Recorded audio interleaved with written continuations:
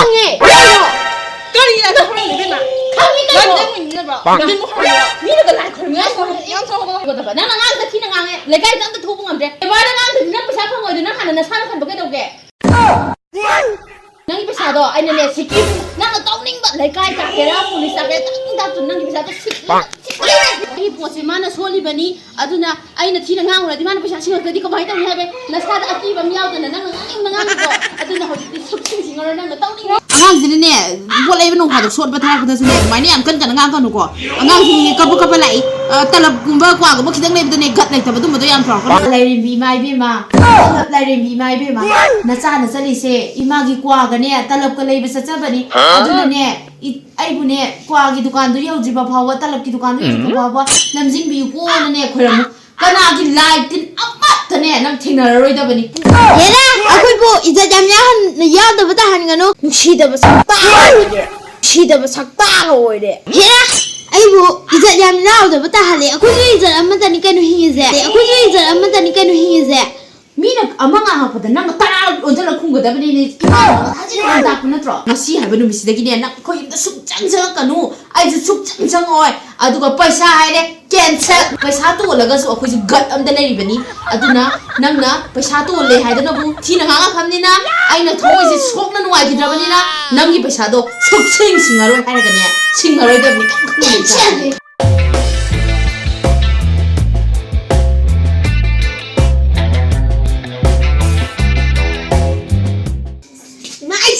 asa po dai din ko ole ki sele ai ma ai ki ni bu pani au da ki chocolate ko sa no am ta tholo e kwa ka talab ka khla lo ki lao e ni mama na lại nè tu le ko nga ko se asa no kwa hau bom da ta po he oi ma ai ni bu pani au da ki di chocolate au da ki di o loi lai doi ni se loi na se ni ki da yawi ba dukan da yawi ma me am se cha gi nga ta ni se ka khla ni se tapo se anda tapo ko ado khara hauna tapo ko sunu ka to khara thatak adaidi jada ka to khara yamna mana ka to halakanu ko khara yamna thalo haiba adaidi nani di ne maru ka to khaga yam hapu maru do nani di ne nata di ne thun hekta loisan ki sana mum sa jin ni ji ne pasan mum bi di la phaga pon nani se namana le jakan da ne phar ta matam da mangon dai ngak ta ni dum to wiris se पैसा तो यार गई देखा तो नसीब तो पड़े form anh đã lấy bắp sa bu ne bing da tham banen khalu kai nu kai am sura gi na ngangi du bo na tai do tholak ba pira da bane na tai ne paisa ti ka te ka pak bane ba ko ado kai nu to ba gi ne gp da ne law thok bu da heta pharak ta ba isi ai je phina di ya ma bane rupa lising manga suru ne pha ju phatar ju nang ko to si law loi de ne ai ni me an dai ne dukan oi ka la ga ne noi da ngak ta ne lei bi lai si adu bu de chim ba sa kan dai je ya la tre ne dukan dai ko di son man ne changan dra ba ni si manga da mu kai khalu nu he atm da ne sat ba da pharak ta bai da wan akoi da di nang bank da tham ba ne ta khalu kai da rage atai ga ni ne jada ka to ka thana chai ro go sunu du ju kha tha lo ya gei di si je पैसा thai de sing do ko ni pharam asi da hai le he kai no akoi ji bu izaram da hing da bai ta ta na tai na sari ji khudo ba yam je si ri ji udro khuji ga si sana gi ngak ta ne yong na ka si ga si yengo phagi ro anga ga si yong sana jo mana matun ji kam chawi sana je uri dana ra na te hambra pharak ta ba gi to goi wa ne nangi lupa lising manga taruk tu di ne kai su na te anga gi ngak ne sai sa lu ba da ne sa bole ba da loi ba ngak ta ni si ne pharak ta dei je phana di kui ga bane paisa se lau thok ba pharak ta ba gi ni ko yam na tor ko no dumai na dukan se mari manga phawra ga ne thoi na noi dukan se lai ni ai na thok khra di ne nang po si ka ne tang kha ne handa do je nang khala ngang ko masidi bi ai tam nei di po che khara am lo sa lo da yar talab to sa ma ge ne piro kwa du na ne ying gi ga ta re ro na ta piro sinanda ta so ho da na mu mama ma khara ya na jo ai na hai bu do ngo hai ge nane je hayeng da gi ni ne lak pa da ne wa sak na ngani nang na chan ba ga do khala ro short ke ha da ma tin de ya la ro du ne ngasi ne ina ga lai ka ni ne so ya no wo thola ha da tamna nuksi na hauji ne nuksi sana ne hai ga da ba ne adu ai gi jo adu bi yo ne nuksi na ha chen ga da ba ko la ma bo ai gi ju ne project amaga ꯑꯗꯨꯗꯒꯤ ꯃꯦꯔꯤ ꯑꯃꯒ ꯑꯗꯨꯗꯒꯤ ꯀꯨꯀꯨꯔꯦꯅꯦ ꯑꯗꯨꯗꯒꯤꯗꯤ ꯄꯤꯝꯄꯣꯝꯅꯦ ꯑꯗꯨꯗꯒꯤꯗꯤ ꯃꯤꯃꯤꯅꯦ ꯑꯗꯨꯗꯒꯤꯗꯤ ꯌꯥꯔꯦꯍꯦ ꯅꯪꯁꯨ ꯀꯔꯤꯅꯣꯅꯦ ꯌꯥꯝꯃꯟꯈꯔꯦ ꯑꯣ ꯌꯥꯔꯦ ꯃꯥ ꯑꯩꯗꯣ ꯈꯔ ꯑꯝꯇ ꯄꯤꯕꯤꯔꯛꯑꯣꯁꯦ ꯑꯩ ꯍꯥꯏꯒꯦ ꯑꯅꯦ ꯃꯦꯔꯤꯗꯣ ꯑꯍꯨꯝ ꯑꯣꯏꯅ ꯍꯥꯞꯄꯨ ꯑꯗꯨꯒ ꯀꯨꯔꯀꯨꯔꯦ ꯌꯥꯝ ꯆꯥꯒꯜꯂꯤꯗꯨꯗꯤ ꯀꯨꯔꯀꯨꯔꯦꯅꯦ 10 ꯄꯤꯕꯗꯣ ꯃꯔꯤ ꯃꯉꯥ ꯑꯃꯒ ꯍꯥꯞꯄꯨ ꯑꯗꯨꯒ ꯊꯥꯎ ꯏꯟꯖꯤꯟꯗꯣ ꯂꯤꯇꯔꯒꯤꯗो ꯑꯗꯨꯗꯣ ꯑꯅꯤ ꯑꯃꯒ ꯍꯥꯞꯄꯨ खंदे मैं याम यारगने अइजे अइना होसे हागिदो लुपा लिसिंग अनि होसे सुरमनी अने नंबु तलब तो पैकेट लैरिबो पैकेट लेत्रि जे कयम लैरिगे अरे बगैदो लोइन हापो यारे अदुगने लो इसालो नता हेक लापगने अइना पोरगा सोइदना लादबनी पसा अरे जे दुमा हार पुजे फैनामदि कुइले दो खरा पिथोनबा तौ अइ सोना कन यादे अमु अनि र खतम सोइबदने दुमाइना दे हारकनु नंगजु अइना नंगिदे लापने खदि नंग दुकान फुट कासे अमता लैरोय मी अमता लैबिनबा लैरोय को दुमाइना गादि याम तोरकनो अंगांगी साबोतो पिरो मुतनबा मुतनबा इने दुकान ओइ मंगदला मुइ मा मजाना सोट सोटरा असिना कम कान पिदोरि कोले नै मुइ मा मजा से हापा बने कई वाले तू आधे संगोम जे अचौबा अमूल गिजे कोक्ता गिजे असे अहुम अमगा पिरो लौरिनसदा खरयाम तलक्स लौरा हयिंग दे लापदने पैसा दो पिरो इमो नंग करी वाली गी येम हाइबने ai हाजो हयिंग दे दिने नोइने से लापदने पाक पैसा पिरो रोदने ngasi ga gai loi लौरा दबने दुने येंगौ ला सत खलु कुकुरे लोय हाबजलोनि कुकुरे याव यार अदुदगि से पैसादुना कम कान पिरके हानो अदुगनि पुला लुपा लिसिंग तरे का चतुक तारे ओ यारे लिसिंग तरे तुदि कछु नते आइनने आंगांगिने साइदा पुथोगा माफि मरो लेबदने नंग लिसिंग तरे तुदिने कछु नते बिमा ननदिने कसुरते हाइबा सगन दुकान जे मुलक दोरेने आइनने पिसादो खितंग फरक ताबगिने लिसिंग तरुक तरे ताराम खतंग सोटपदने इने जुने अदमाइने am nanganga kanu सिजनि कछु नते हाइंग बिमा ननदिने कसुरते हाइबा सगन दुकान जे मुलक दोरेने आइनने पिसादो खितंग फरक ताबगिने लिसिंग तरुक तरे ताराम खतंग सोटपदने इने जुने अदमाइने am nanganga kanu सिजनि कछु नते हाइंग ने मपा लागा पिरागे एटीएम दे पिसा सटपदो एटीएम दो यागिद्रे न तौबगी अदै जीपे दुजु आइगोंदा पिसा थारपदो यामबगी लोक सागी बे तौबई वाने यामना चका चका ngang kanu angang jine bolai beno khadu sot ba thar pada sune mai ne am kan kan ngang kanu ko angang ji kapu kapu lai talab gumba kwa go khidang le bdane gat lai tabadu mo do yam pro ko na ta jine ko yam mo ko lai ta sa ji मुइ मजा मुइ मा मजा दे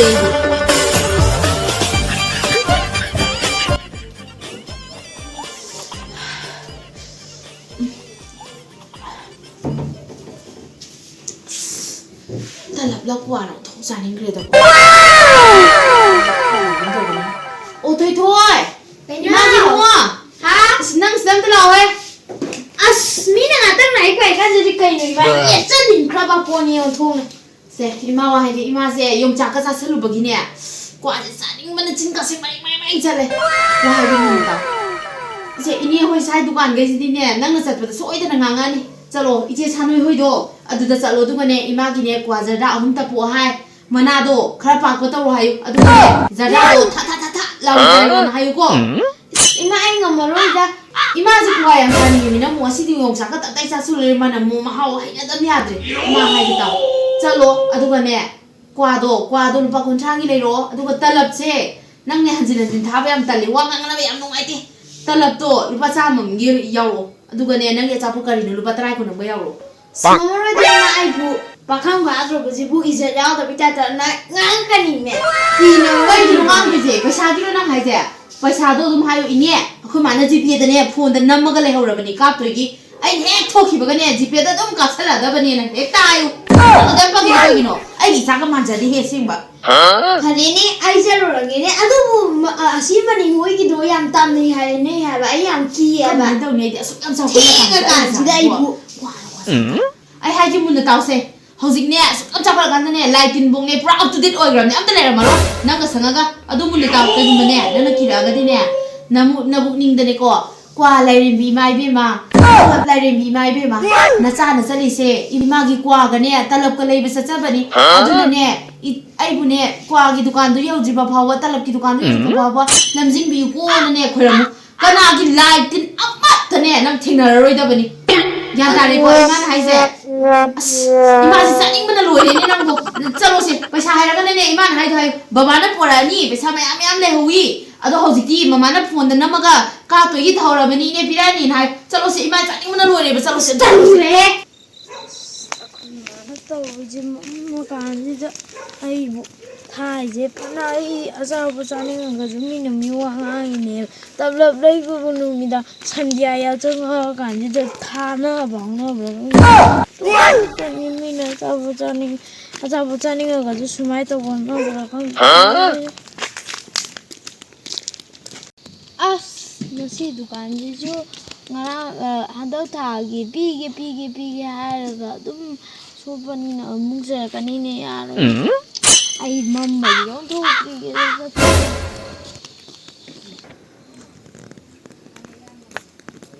ah nasi dukan itu tali da namu ke jatuh ti namungang na cuba tahu ya ada dah salah kita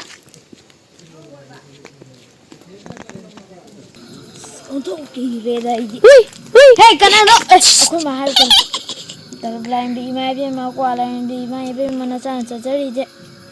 kwa ma di talab lai be chapani auna kwa lain bi jara thumna sa bi mai be mana na chana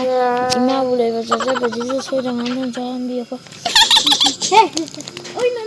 kwa lain di mai be ji ba da re akhoi ma ji na tawi je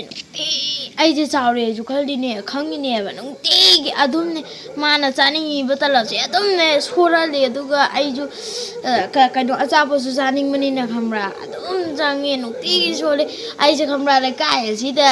chot ba da ne khamra maming chalam ne hoi ma je ke chal lai ra loi tan de he masi du ka ni je chan du de mabo ni lai bro ni phone am da lai ke singan bu le pi da ne di mui ma talab lupa kun giga kukure lupa kun chai giga da am da lauge ba kai no leite kano asi ali zibu kukudalaka kano ga kukure ga na tro ya li me am je paisa da pro Pesara koi mana ne koi ba do hala kan ne GP da ne kamra ka pa ki ye aso GP da gi ke son do ga ka pa ki haye phone da ka pa ki adu ga pira ki ye ini gi ne phone da ne number da ko ka la ki yare nui na mana ja gi ne adu da ro to ram ha akoi GP do ya gi da bai ne GP ya da ga so koi ba na bandan pura ka doi ne haye akoi ba pi gi adu Pagi ni koi mana GP ka boke hai bane hai ba yare paisa do puro lo adu ga pi ge horen so da pi ge hai am da piro akoi ba na ne kamra GP do ya di adu na ne kamra gari thora GP kai paisa do pura la age adu na ne am da pi piro kurin do noi ma gi ne paisa do lo adu ga lo ba la na te di ya roi ni ne na bu pha da nu da dukan ani hum je na oi gi ini oi short ge na ala lai ni adu mak ti hen mari da akoi bai GP do ya gi da bane ba de sa do thila akoi ba pi ra ko horen soi na han na te hata tha ji gi manung da soi pi ra ge hai ha ba paisa do puro lo adu ga pot pi ge na te pot su pi ba ngam roi ko yera akoi bo ija jam ya han na ya da ba ta han ga no akoi bo ija jam ya han na ya da ba ta han ga no jo paisa puro lo na adi mai na di da nu da akoi ija thu yaw di e akoi ba gi ija akoi mai ija kadai lai ri ge ba ai sumai da di mi da ai ki khung di ko ki tu bok ba yenga ga ha na no ne tin bok sinare nana to ija kai no ba ije tu le di ne paisa do puro lo adu paisa puro lo adu mai na di da nu da dukan ani ahum manga bu suram ni dukan manga mak sai na ka alaga ini hoi da thawoi gi lai ni hare nui na ma cha sang da ai dukan je bu hale gi sini ne ha nu mut pa bo la ka kai no ga ta piro nui na ma na sa gi dukan pham bu da ngai gre ba po chu pi ba ngam mo e di chalo adu hana piro koi mana la ga ko pi gi hai o pi ro ye ai de pi ro ye paisa do puro lo na te ai su pi ba ngam mo e adu mai ni ngai ba pi ba ngam mo mi na ga ija yaw da ba ga khan ni ai mi na ga ija yaw da ba ga khan ni ai nu nai na thi na chai ra ga tan ba du di taw nu da ai ju dukan manga je ka la ga la ini noi da thoi gi da piramo haiba. Kainu dukan mapujina so aiju kem pipiraktre mi mayamjina ai khongdagi tu pawa ko ki tu pawa yengaga pungno noksanbi aduga aibu ijat yam yaudabda masine ba khoi ma pa mi je mi pakhang bo phaujarak kan je mana aingonda tawri je kainu akoi ba na palaga ju yade dukan ni na khara nusidaba sakta oire nusidaba sakta oire nusidaba sakta oire talida hera aibu ijat yam yaudaba ta hale akoi ijat amata ni kainu hingize akoi ijat amata ni kainu hingize 이제 뚫리는 거디네 paisa puro lo Kadi pisano piro haibne. paisa puro tele po bimo mo ko Put kaino. Hadi mo lalaro. lo kan police ta phalo Akoi mana sine betul ko ba mi je. Akoi mana masih sina mi pakang baru mai wonde da. Coba mu ta hale ba le kan ya na I pa ba ta le. Kaino kang di ada. Akoi mana.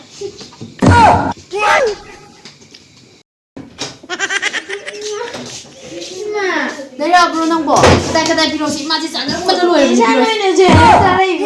까리기 마디에 까리기는 너무 대리 부까이 하려나. 아니 나도 sensor이는 뭐나 가자이가 타라 위기 좋은 반라 까이나이 니네 까리 아도 많이 나 그러네. 나가이 하리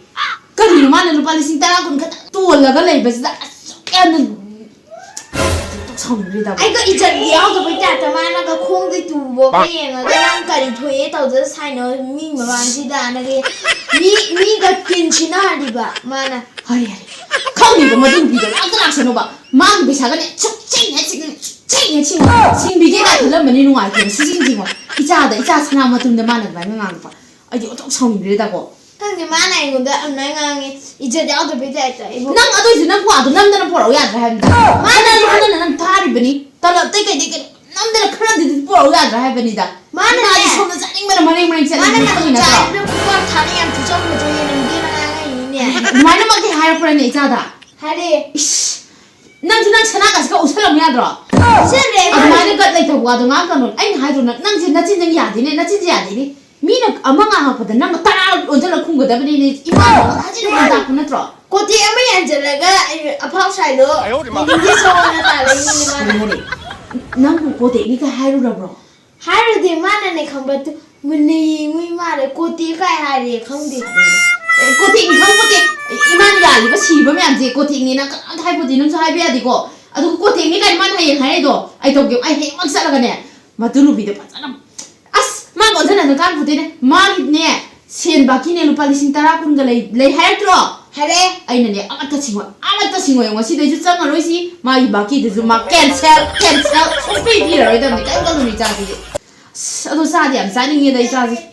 wa ja na sa ni le 이거 그렇게 창설 시간에 성 왜 다고 아이 사람들이야 마사도 퍼다가 뭐냐 이깡게 니 우시디니 가이나 이자 사나 마tum지다 미 망망자 해지 만 암사이스 아스 세 가수 걸으려는 세 하잉다기디네 마기도 관도도네 장비라 로이지 바샤이레 소페이 비로 라트라이드나 아이노네 우칼라가 망야라다니 낭나 미망 좀 망나이데 이자 루바 이자 아무카다 나이자 사나 마tum지다 kaino kote yan ba adai nang adai mimang tu mang nai de ngang ba gine ngasi ha ba nu misi de gine nak ko yim da suk chang chang kanu ai ju suk chang chang oi adu ga paisa hai de cancel nang na ne ngang ba ni na paisa tu la ga so ko ji gat am da nei ba ni aduna nang na paisa tu le hai da bu thi na nga kham ni na ai na thoi ji sok na nuai ji da ba ni na nang ni paisa do suk sing sing aro hai da ni sing aro da bu adu ni ji ka lu ni ja ji sing aro da ba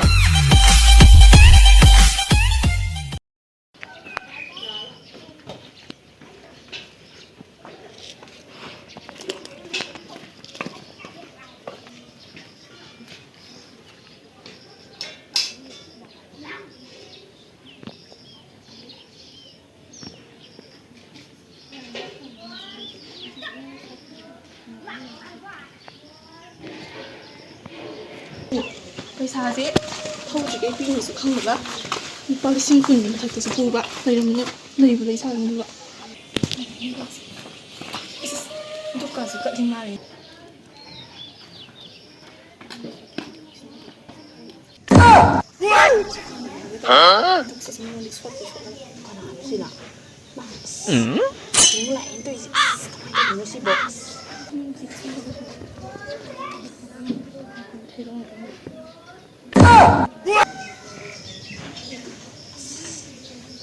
Era,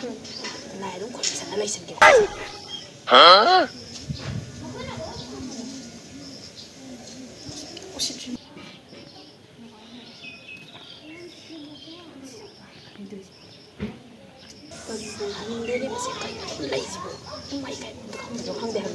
Bang.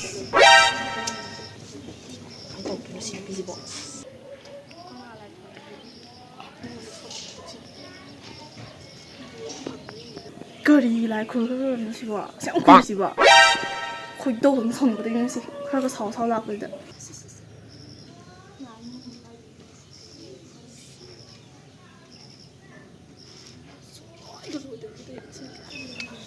Khơi mà đây.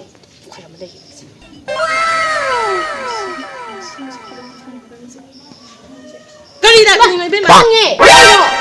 Gari lại khơi bên mà. Không biết đâu. Gần mình nữa bảo. Gần một hồi nữa. Biết được lại khơi nghe. Em cho nó hóa cái nữa. Khơi đâu xong cái đó đi. Cái này nó bao nhiêu? Cái nó bao nhiêu? Lại khơi như này nó ngoài nó Lại nó đồng nữa. Lại khơi ngày đấy là mình một hồi nữa. Cái lại khơi cái đó. nó chỉ đi. À đây mà tầm mình cái dùng cái gì đó.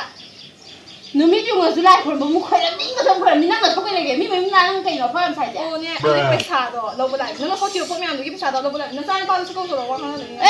에 이자가 로나 가도 이자가 거거는 너는 나 신도 티티나 뭐야 뭐 안다 티는 ngang đây nè i자도 뭐 마이 까야 되네 좀 내봐 봐 하래 나 사다 있는 게ทิ้งง่าย 그봐. 하, 영통 거 그러네 어디. nâng nè có 와야 ngang cái này có thắc khăn này nó cái gì ngang ngang ngang có khôi này i자 cái này lấy cây mà mà mang gì này có 이거 맞다. 이거 여기 그 사다 좀 수인 거. 하, 누가 여기 보서 보고 루파 리싱 어머니 하. 그 다음에 하. 루파 리싱 돈 해서. 소리 cái đồ cái đồ nói được cái nó cái này 소리 cái đồ gì nâng mà nó ăn được ăn cái này anh nâng phải sản xuất đi không i자 nó bao cái cái mà nhà nó nó không được 우리가 할로. anh i자 nó bao gì mà nhà nó không được nè 이용아 나이 뭐야 그거 저러 내가 지금 내가 지금 윤덕이나 도봉함 들어버렸어 나라 누구라? Pero mana nung udah kau mana nung udah kalau kau kuah lagi tu nanti nung dah sampai.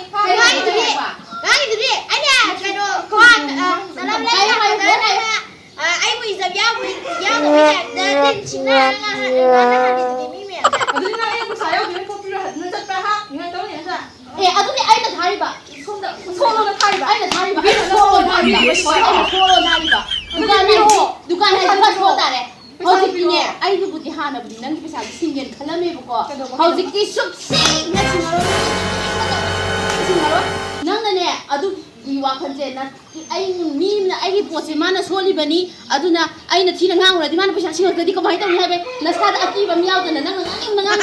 Aduh na hausiknya sukses singaro nang tahu ni miau. 너 마마리 sakina ka sungkan kana ra pesa po thoro. Angang dene pesado pa magadini angang dangang ngai da hana khano goda ba nang angang da thina ngang lekai da thu ba hauji mai ma tu kai pesa po singam da ba piron ha mai tu kai da na mai tu bebar ngang da na pesa phang oi da hana na sana khan ba ka bebar ngang da ba ni na hauji timi ki thamoi ti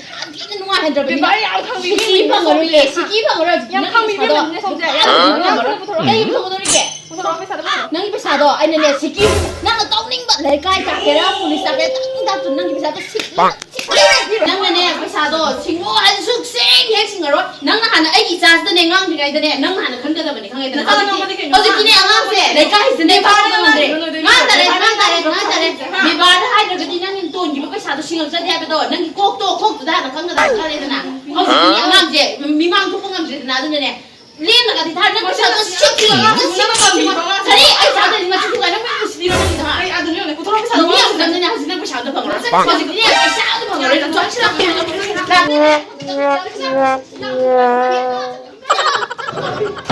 통제하고 네 양손하고 사는 거 중에 하는 지 하고 통상들 이거 이제